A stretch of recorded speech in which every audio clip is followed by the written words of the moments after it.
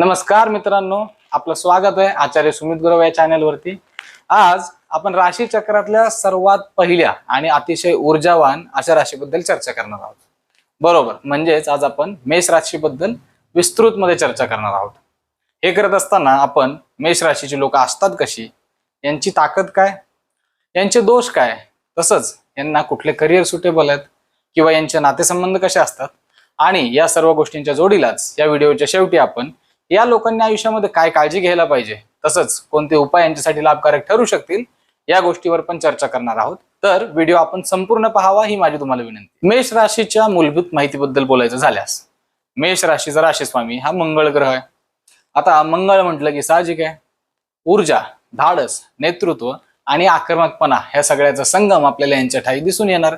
म्हणजेच काय तर मेष ही अग्नितत्वाची राशी असल्या कारणानं मेष राशीची मंडळी आपल्याला अतिशय एनर्जेटिक आणि ऍक्शन ओरिएंटेड तसेच पटकन निर्णय घेणारी सुद्धा दिसून येतात। काय मंडळी तर ह्या लोकांचा जन्म दुसऱ्या लोकांना फॉलो करण्यासाठी नाही तर आयुष्यात स्वतःचा रस्ता स्वतः बनवण्यासाठीच झालेला असतो। तर आता आपण मेष राशीच्या काही सकारात्मक गुणधर्मांबद्दल बोलू। यामधला सगळ्यात पहिला गुणधर्म म्हणजे यांची लीडरशिप क्वालिटी। थोडक्यात काय, मेष राशीची मंडळी ही जन्मतःच लीडरशिप क्वालिटी घेऊनच जन्माला येतात बरं का।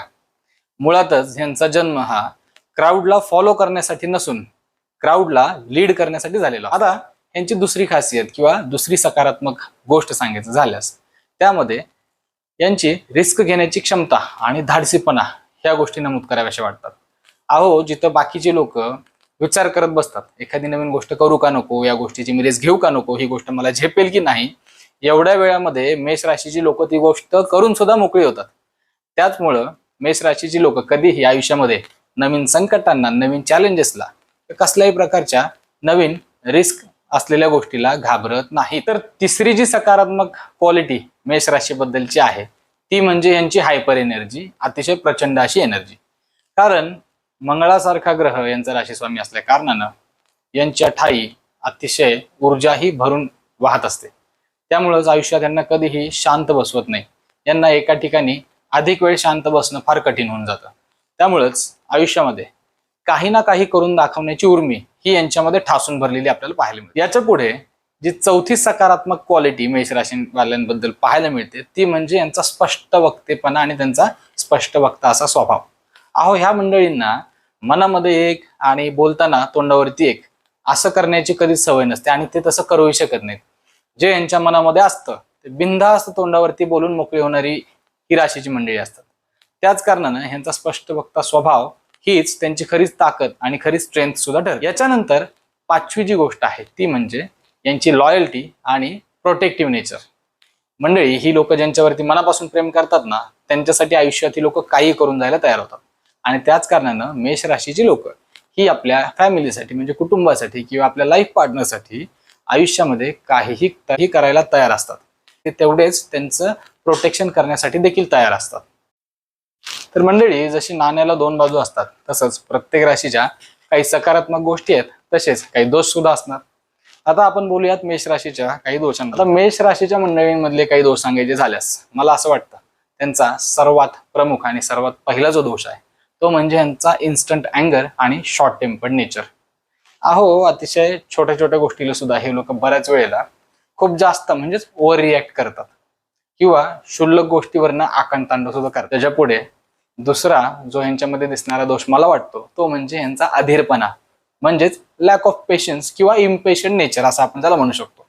ह्या लोकांना आयुष्यात कुठलीही गोष्ट अगदी लवकर म्हणजे आत्ताच्या आत्ता हवी असा यांचा आविर्भाव असतो। मग काय होतं, पेशन्स कमी असल्या कारणानं काही गडबडीत घेतलेले निर्णय हे चुकतात आणि कालांतराने यांनी घेतलेले निर्णय यांच्या फेवरमध्ये जात नाहीत असं सुद्धा यांच्या लक्षात। याच्या पुढे तिसरा जो एक दोष मला मेष राशीवाल्यांबद्दलचा आढळतो तो म्हणजे यांचा इगो प्रॉब्लेम।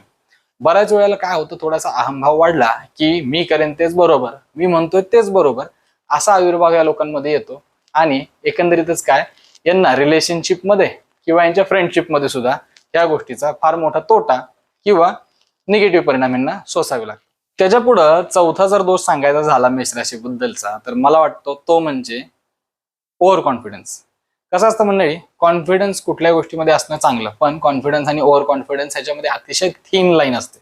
आणि बऱ्याच मेष राशीच्या मंडळींना कॉन्फिडन्स ओव्हर कॉन्फिडन्स मधला फरक न ओळखता आल्यामुळं यांना स्वतःचं नुकसान करून घेताना सुद्धा मी पाहिलेलं. याच्यानंतर 5वा दोष मला यांच्याबद्दलचा सांगावा वाटतो, तो म्हणजे कन्सिस्टन्सीची कमी.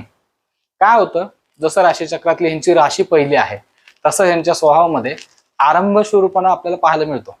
पण कालांतराने स्वतःच धडाडीने हातात घेतलेलं काम हे कुठल्या ना कुठल्या गोष्टीमुळे ह्यांचा स्वतःचा त्यातला इंटरेस्ट निघून गेल्या कारणानं पूर्णत्वाला जात नाही. अशी सुद्धा बरेच उदाहरणं मी समाजामध्ये पाहिली. मेष राशीच्या सकारात्मक आणि दोषात्मक गोष्टींवर चर्चा केल्यानंतर आपण जाणार आहोत यांच्या रिलेशनशिप आणि करिअर या बाबतींमध्ये. तर मित्रांनो, एकंदरीतच प्रेम आणि नातेसंबंधांमध्ये मेष राशीची लोक ही खूप जास्त पॅशनेट असलेली पाहायला मिळतात.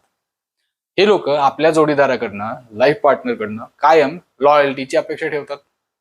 पण काय होतं मंडळी, बऱ्याच वेळेला यांच्या स्वतःच्या रागीट स्वभावामुळं किंवा अति आक्रमक बिहेवियरमुळं यांच्या लाईफ पार्टनरला, जोडीदाराला बऱ्याच वेळेला त्रास आणि मनस्ताप हा सहन करावा लागू शकतो. आता करिअरच्या बाबतीत बोलायचं झाल्यास, ज्या ठिकाणी लीडरशिप आणि रिस्क टेकिंग क्वालिटीची आवश्यकता आहे, म्हणजे कुठलाही नवीन बिझनेस सुरू करणं किंवा entrepreneurship, marketing, sports, police, army अशा क्षेत्रांमध्ये हे लोक खूप चांगलं परफॉर्म करताना पाहायला मिळतात. मुळातच यांची राशी ही नेतृत्व गुणाची असल्या कारणानं मोठ्या मोठ्या ऑर्गनायझेशन्समध्ये, मोठ्या कंपनीमध्ये उच्च पदावरती जसं की CEO, CTO, CFO अशा प्रमुख पदांवरती मेष राशीची मंडळी अतिशय चांगलं काम करताना सुद्धा आपल्याला पाहायला मिळतात. आता आपण बोलणार आहोत की नेमक्या कोणत्या गोष्टी मेष राशीच्या लोकांनी अंमलात आणल्यामुळं यांचं आयुष्य बॅलन्स व्हायला सुरुवात होईल किंवा यांच्या आयुष्यामध्ये आनंद येईल. सर्वात पहिली गोष्ट जी मला वाटते ती म्हणजे यांनी स्वतःच्या रागावरती नियंत्रण आणणे, म्हणजेच रागावर कंट्रोल करणे, हे सर्वात जास्त आवश्यकतेची गोष्ट आहे. तसंच पुढचा मुद्दा जो आहे तो म्हणजे पेशन्स ठेवून कुठलाही निर्णय घेणं, म्हणजेच कोणताही निर्णय घेताना घाई गडबड न करताना थोडंसं थांबून एखाद्या गोष्टीबद्दल सारासार विवेचन करून त्याची चांगल्या वाईट दोन्ही बाजूचा सारासार विचार केल्यानंतरच एखाद्या निष्कर्षाप्रत येऊन आपण त्या गोष्टीचा निर्णय घ्यावा, जेणेकरून आपलं भविष्यातलं नुकसान आपल्याला टाळता येईल. आणि तिसरी आणि महत्वाची गोष्ट म्हणजे काय तर इम्पल्सिव्ह बोलणं किंवा स्वतःचा इगो म्हणजेच अहंभाव हा थोडासा बाजूला ठेवून समोरच्या व्यक्तीचं सुद्धा म्हणणं जर आपण ऐकायला सुरुवात केली ना, तर आपल्या आयुष्यातल्या बऱ्याचशा समस्या सॉल्व्ह होताना तुम्हाला मनानेच दिसतात. आता याच्या पुढे आणखीन काही छोटे छोटे करण्यासारखे उपाय आपल्याला मेष राशीवाल्यांना द्यायचे. त्यामुळे सर्वात प्रथम जो मंगळ यांचा राशी स्वामी आहे त्याला आणखीन बळ कसं देता येईल किंवा मंगळ स्ट्रॉंग करण्यासाठी काय गोष्टी करता येतील, तर यासाठी या लोकांनी श्री गणेशाची किंवा भगवान हनुमानाची उपासना करणं यांच्यासाठी लाभकारक आहे. त्यासाठी दर मंगळवारी आपण श्री गणेश अथर्व शीर्ष किंवा हनुमान चालिसा याचं पठण करू शकतो.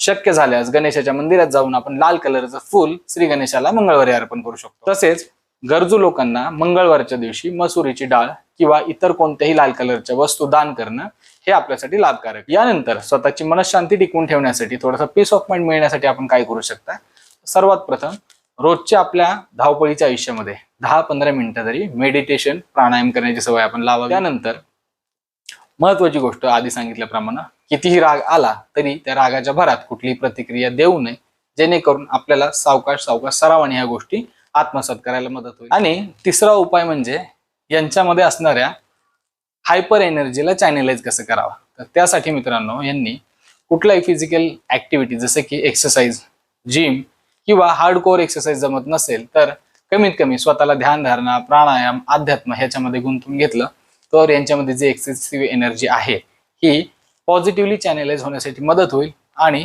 ती गोष्ट आपल्या फायद्याची नक्कीच ठरू शकते. तर मित्रांनो, हा होता मेष राशीबद्दलचा सर्वात सविस्तर व्हिडिओ.